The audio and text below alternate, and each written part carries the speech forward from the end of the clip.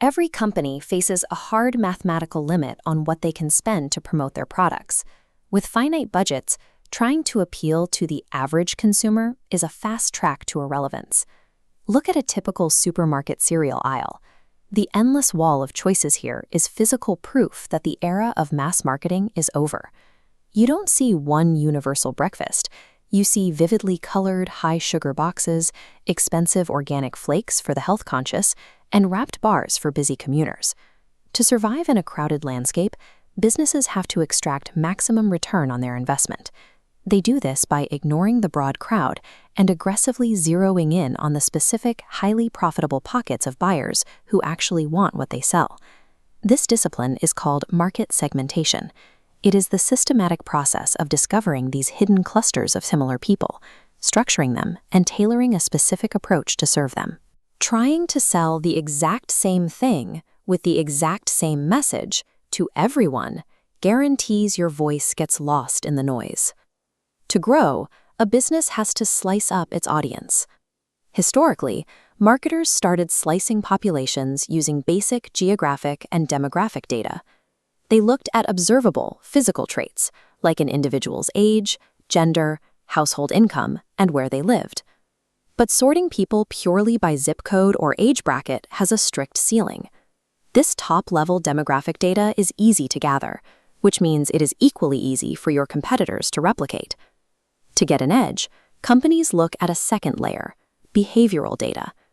By tracking real-world actions, like scanning loyalty card purchases or logging online browsing habits, businesses uncover patterns that buyers might never admit to in a survey. The most difficult and ultimately the most lucrative layer to map is psychological.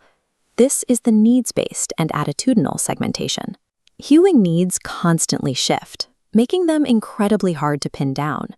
Researchers have to measure these invisible drivers directly, often asking buyers to rate their agreement with specific statements on a numerical scale, known as a Likert scale, to quantify their hidden priorities.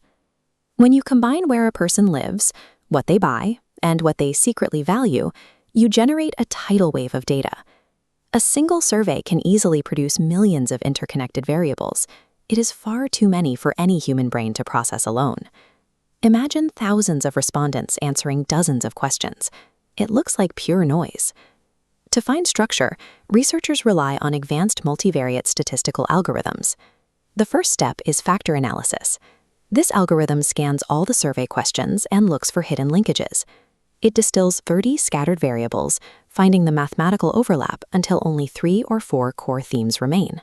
With the themes established, the second algorithm kicks in, cluster analysis. Instead of shrinking the questions, this formula groups the actual people based on their responses to those new themes. The math runs hundreds of trial and error iterations, calculating the literal distance between responses. The goal is to maximize the similarities of everyone inside a specific cluster, while ensuring each cluster is as different from the others as mathematically possible.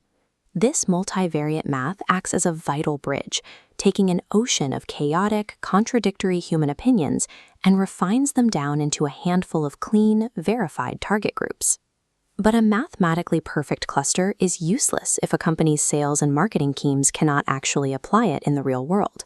Because of this operational friction, every segmentation model must pass a rigorous stress test, a set of 5 strict criteria before a business will invest in it.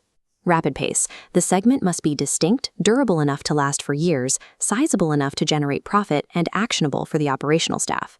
The 5th criteria is where most models fail. The segment must be recognizable.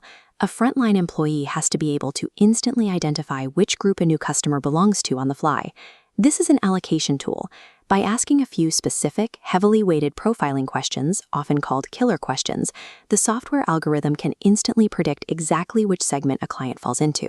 A $1 million data science initiative ultimately relies on that frontline employee's ability to recognize and categorize those segments in the wild. The final step in this pipeline is to pull the data out of the spreadsheets and translate those cold mathematical clusters back into relatable people.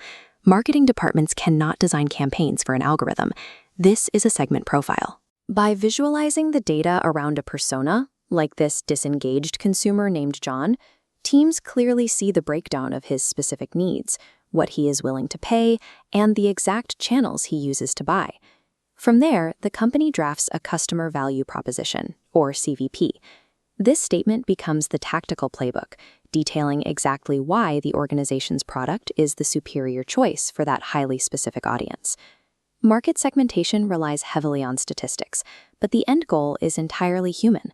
It applies complex behavioral data to build highly empathetic strategies that cut through the noise and drive focused growth.